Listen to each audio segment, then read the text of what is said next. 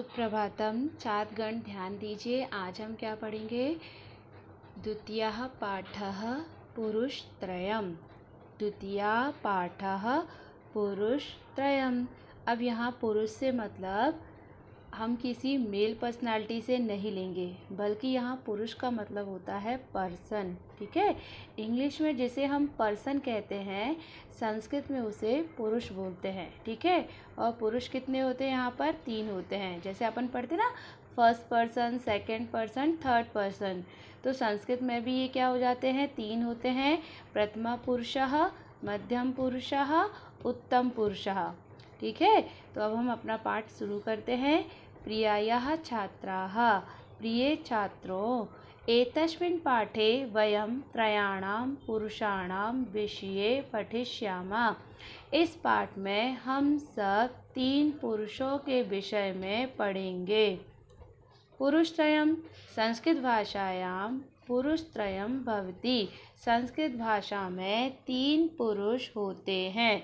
प्रथमः पुरुषः, जिसे हम बोलते हैं थर्ड पर्सन, मध्यम पुरुषः सेकंड पर्सन, और उत्तमः पुरुषः फर्स्ट पर्सन। ठीक है, तो सबसे पहले मैं आपको समझा दूंगी उत्तमः पुरुषः, उत्तम पुरुष। ठीक है, तो जो व्यक्ति बोलता है, ठीक है, जो व्यक्ति बोलता है, वक्ता होता है। वक्ता मतलब समझते ना, जो बोलता है, जो बात करता है, उसे हमेशा हम क्या बोलते हैं? उत्तम पुरुष फर्स्ट पर्सन, या उत्तमः पुरुषः फर्स्ट पर्सन। फिर जो व्यक्ति सुनता है, मतलब जो श्रोता होता है, जो बोलने वाले की बात को सुनता है, जो हमारे सामने होता है, उसे हम क्या बोलते हैं? मध्यमः पुरुषः सेकंड पर्सन। और जब उत्तम पुरुष और मध्यम पुरुष मतलब फर्स्ट पर्सन और सेकंड पर्सन जब किसी तीसरे व्यक्ति की बात करते हैं, किसी तीसरे बंदे के बारे में बात करते हैं, तो वो होता है प्रथमः पुरुषः। ठीक है, तो आगे चलते हैं। धातु नाम, धातु मतलब होता है क्रिया। पुरुषाणाम च प्रयोगः परस्परम संबंधा भवति, मतलब धातु और पुरुष का आपस में संबंध होता है। मतलब क्रिया और पुरुष दोनों एक दूसरे पर निर्भर करते हैं। धातु क्रिया। यत् पदम कार्य सूचयति, जिस पद से कार्य की सूचना मिलती है, तत्पदम वह पद क्रियापदम भवति, वह पद क्रियापद होता है। ठीक है, जिस पद से या जिस शब्द से हमें कार्य के होने की सूचना मिलती है, तो वह पद हमारा क्रियापद या क्रिया शब्द होता है। क्रियायाः मूलम धातु भवति, क्रिया का जो मूल रूप होता है वह धातु होता है। यथा हस, खेल, पठ, चल, है ना। तो ये क्या है? यहाँ पर इन्हें हम मूल रूप से धातु भी बोल सकते हैं और क्रिया भी बोल सकते हैं। हस मतलब हंसना, खेल मतलब खेलना, पठ यानी पढ़ना, चल यानी चलना। सा क्रिया एव संस्कृते धातु भवति, ये सारी क्रियाएं ही संस्कृत में धातु होती हैं। एतेषां विभिन्नान् प्रयोगा एव धातु रूपम इति कथयामः। इस प्रकार विभिन्न प्रकार के प्रयोगों से ये धातु रूप कही जाती है। किसी भी कार्य के होने या करने को क्रिया कहते हैं। इन्हीं क्रियाओं को संस्कृत में धातु कहते हैं और इनके विभिन्न प्रयोगों को धातु रूप कहते हैं। ठीक है, हस यानी हंसना, चल यानी चलना, पठ यानी पढ़ना, ये हम आपको पहले क्लियर कर चुके हैं। धातु रूपम त्रिषु वचनेषु भवति, धातु रूप त्रिषु वचनेषु भवति मतलब धातु रूप 3 वचनों में भी होते हैं। धातु रूप तीनों वचनों में भी होते हैं। एक वचनम, द्विवचनम, बहुवचनम। हम आपको पहले भी समझा चुके हैं कि जिस संख्या से या जिस शब्द से हमें व्यक्ति, वस्तु, स्थान के एक होने का बोध होता है उसे एक वचन कहते हैं। जिस शब्द के माध्यम से व्यक्ति, वस्तु, स्थान के 2 होने का बोध होता है उसे द्विवचन कहते हैं। फिर जिस शब्द से व्यक्ति, वस्तु, स्थान आदि के 2 से अधिक होने का बोध होता है, बहुवचन कहलाता है। प्रथम पुरुषस्य धातूनां स्वरूपम त्रिषु वचनेषु एतेन प्रकारेण भवति। प्रथम पुरुष की धातुओं का स्वरूप तीनों वचनों में इस प्रकार होता है। सबसे पहले हम इसके लिए 4 कॉलम बनाते हैं। पहले में लिखते हैं पुरुषः, एक वचनम, द्विवचनम, बहुवचनम। ठीक है, तो सबसे पहले प्रथम पुरुषः। प्रथम पुरुष में हम धातु का प्रयोग कैसे करते हैं? तो सबसे पहले हम धातु रखते हैं, फिर हम इसमें अति प्रत्यय का प्रयोग करते हैं, और जब अति प्रत्यय धातु में जुड़ता है तो आ का लोप हो जाता है, तो केवल ती बचता है। जैसे यहाँ बताया गया है, पठ धातु है, अति प्रत्यय है, और जब इनको जोड़ा तो ये क्या बन गया? पठती। इसी प्रकार द्विवचन में देखो, धातु धन अतः, मतलब जब धातु में हम अतः प्रत्यय जोड़ते हैं तो आ का लोप हो जाता है, तह व शेष रहता है, तो बनेगा क्या? पठ धन अतः बराबर पठतः।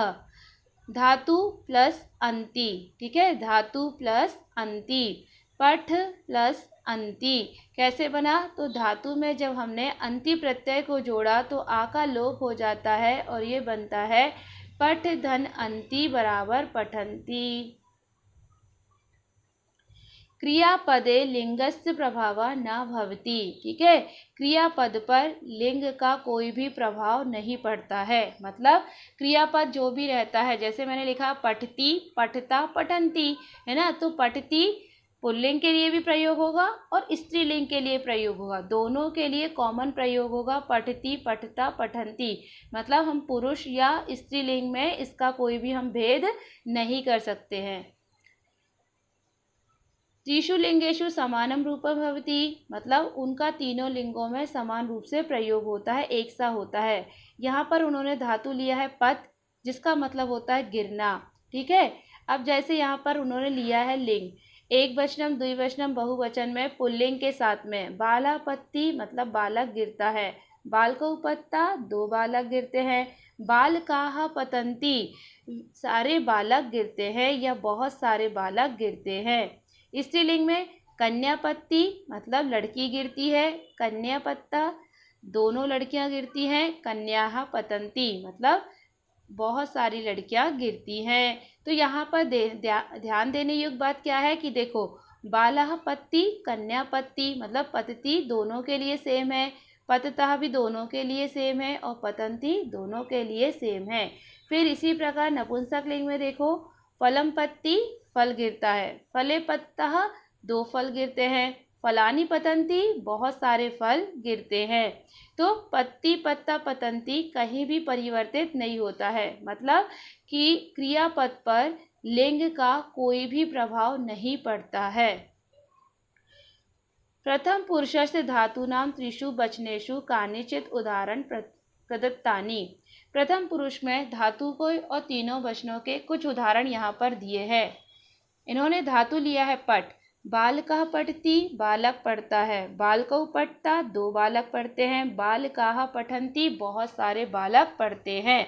तो यहाँ पे ध्यान देने योग्य बात है कि पठती, पठता, पठन्ति, ये शब्द ध्यान रखना कि जब कोई एक चीज़ होता है तो ती लगता है, 2 होती है तो तः, और जब ज़्यादा हो जाता है तो अन्ति। ऐसी बालकः, बालकौ, बालकः, एक बालक, 2 बालक, बहुत सारे बालक। लिख धातु में बालिका लिखती, बालिका लिखती है, बालिके लिखता, दोनों बालिकाएं लिखती हैं, बालिकाः लिखन्ति, वे सारी बालिकाएं लिखती है। हस धातु, छात्रा हसती, छात्रा हंसती है, छात्रे हंसता, दोनों छात्राएं हंसती हैं, छात्राः हसन्ति, सारी छात्राएं हंसती हैं। अब मध्यम पुरुषः, सेकंड पर्सन की बात करती हूँ। मध्यम पुरुषस्य कर्ता सदैव श्रोता एव भवति। मध्यम पुरुष के जो कर्ता होते हैं निश्चित रूप से हमेशा वे श्रोता होते हैं, मतलब कि सुनने वाले होते हैं। एषा त्रिषु लिंगेषु समाना भवति, ये भी तीनों लिंगों में समान होते हैं। वचनानुसारं मध्यम पुरुषस्य कर्ता सह मध्यम पुरुषस्य एव क्रियाया प्रयोगा भवति।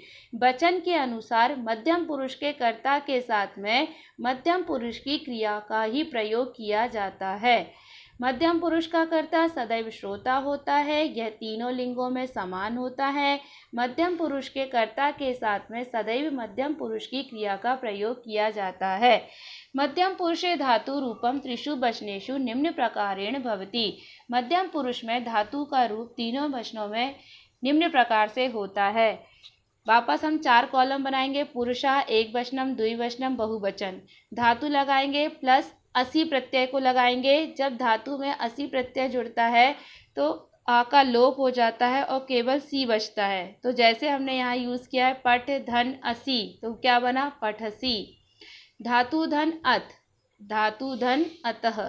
ठीक है। अब द्विवचन में धातु प्लस अथः। अब धातु में जब हम अथ प्रत्यय को जोड़ेंगे आ का लोप हो जाएगा, क्या बचेगा केवल थः। तो पठ धन अतः बराबर पठथः।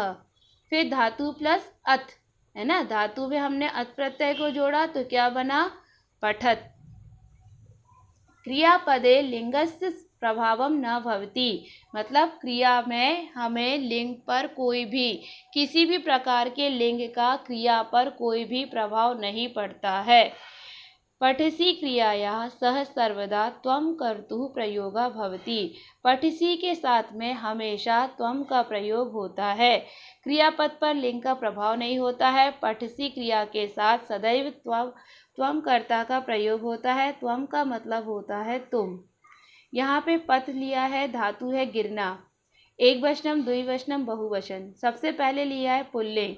त्वम पथसी तुम गिरते हो, युवाम पत्ता तुम दोनों गिरते हो, यूयम पथत तुम सब गिरते हो। स्त्रीलिंग में त्वम पथसी तुम गिरती हो, युवाम पत्ता तुम दोनों गिरती हो, यूयम पत्त तुम सब गिरती हो। नपुंसक लिंग में त्वम पथसी तुम गिरते हो, युवाम पत्ता तुम दोनों गिरते हो, यूयम पथ तुम सब गिरती हो। ठीक है। अब यहाँ पर ध्यान देने योग्य रहना, ध्यान देने योग्य क्या बात है कि देखो मध्यम पुरुष के कर्ता स्त्रीलिंग और पुल्लिंग में सेम होते हैं। जैसे इंग्लिश में यू होता है ना, तो यू परिवर्तित नहीं होता है। गर्ल्स के साथ भी हम यू का प्रयोग करते हैं और बॉय के साथ भी हम यू का प्रयोग करते हैं। हिंदी में गर्ल्स के लिए भी तुम बोलते हैं और लड़के के लिए भी तुम बोलते हैं। तो इसी प्रकार संस्कृत में भी क्या हो जाता है, त्वम दोनों के लिए प्रयोग होता है ना, स्त्रीलिंग के लिए भी पुल्लिंग के लिए भी। तो त्वम युवाम यूयम, त्वम युवाम यूयम है ना। नपुंसक के लिंग के लिए भी त्वम युवाम यूयम का ही प्रयोग करेंगे।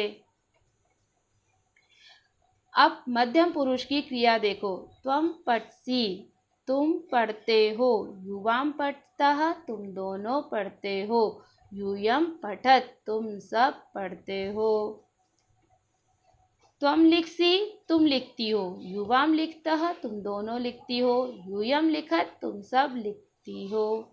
त्वम हस्ती तुम हंसती हो, युवाम हंसता तुम दोनों हंसते हो, यूयम हंसत तुम सब हंसते हो।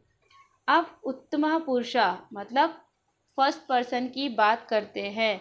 उत्तमः पुरुषस्य कर्ता सर्वदा वक्ता इव भवति। उत्तम पुरुष के कर्ता सदैव वक्ता होते हैं, अर्थात बोलने वाला हमेशा उत्तम पुरुष होता है। एषा त्रिषु लिंगेषु समाना भवति। इसका प्रयोग भी तीनों लिंगों में समान रूप से होता है। वचनानुसारम उत्तम पुरुष कर्ता सह उत्तम पुरुषेव क्रिया प्रयोगा भवति। वचन के अनुसार उत्तम पुरुष के कर्ता के साथ में उत्तम पुरुष की क्रिया का ही प्रयोग होता है। उत्तम पुरुष का कर्ता सदैव श्रोता होता है, तीनों लिंगों में समान होता है। उत्तम पुरुष के कर्ता के साथ सदैव उत्तम पुरुष की क्रिया का प्रयोग होता है। उत्तम पुरुषे धातु रूपम त्रिषु वचनेषु निम्न प्रकारेण भवति। उत्तम पुरुष में धातु का रूप तीनों वचनों में निम्न प्रकार से होता है। वापस से 4 कॉलम किया। पुरुषा एकवचनम, द्विवचनम, बहुवचनम। धातु में आमी प्रत्यय जोड़ेंगे। जब आमी प्रत्यय जोड़ते हैं तो छोटे आ का लोप हो जाता है और मात्रा और मी दोनों शेष रह जाते हैं। तो देखिए जैसे पठ धन आमी, तो क्या बनेगा पठामी। धातु में आ प्रत्यय जोड़ेंगे, आ का लोप हो जाएगा, बचेगा मात्रा और वह, तो क्या जुड़ेगा पठ धन आवा बराबर पठावा। इसी प्रकार पठ धन आमह, पठामः। क्रियापदे लिंगस्य प्रभावः न भवति। क्रिया में लिंग का कोई भी प्रभाव नहीं होता है। यथा पठामि क्रिया सह सर्वदा अहम इति कर्तुः प्रयोगः भवति। इसीलिए पठामि के साथ में हमेशा अहम का प्रयोग होगा। क्रियापद पर लिंग का प्रभाव नहीं होता है। पठामि क्रिया के साथ सदैव अहम कर्ता का प्रयोग होता है। अब याद रखना, इसका ये मतलब होता है जैसे अहम, आवाम, वयम। ठीक है, अहम यानी मैं, आवाम यानी हम दोनों, और वयम मतलब होता है हम सब। ठीक है, अहम, आवाम, वयम। तो अहम, आवाम, वयम। तो जब लड़की बात करेगी कि मैं रेखा हूँ, तो क्या बोलेगी? अहम रेखा अस्मि। लड़का बोलेगा मैं राम हूँ, तो क्या बोलेगा? अहम रामा अस्मि। तो दोनों ही अहम का प्रयोग कॉमन रूप से करेंगे, चाहे वह पुरुष हो और चाहे वह स्त्री हो। मतलब बॉयज़ और गर्ल्स दोनों अहम, आवाम, वयम तीनों का प्रयोग तीनों वचनों में समान रूप से कॉमन प्रयोग होगा। पुल्लिंग, अहम पतामि मैं गिरता हूँ, आवाम पतावा हम दोनों गिरते हैं, वयम पतामा हम सब गिरते हैं। स्त्रीलिंग में अहम पतामि मैं गिरती हूँ, आवाम पतावा हम दोनों गिरते हैं, वयम पतामा हम सब गिरते हैं। नपुंसक लिंग में भी अहम पतामि मैं गिरता हूँ, आवाम पतावा हम दोनों गिरते हैं, वयम पतामा हम सब गिरते हैं। नीचे उदाहरण दिया है, अहम पठामि, आवाम पठावा, वयम पठामा। मैं पढ़ता हूँ, हम दोनों पढ़ते हैं, हम सब पढ़ते हैं।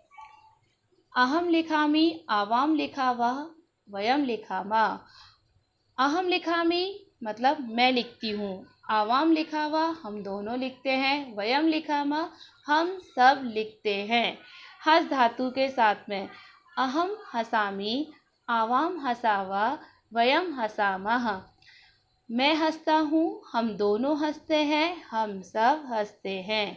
यहाँ आपका पाठ समाप्त होता है। धन्यवादम।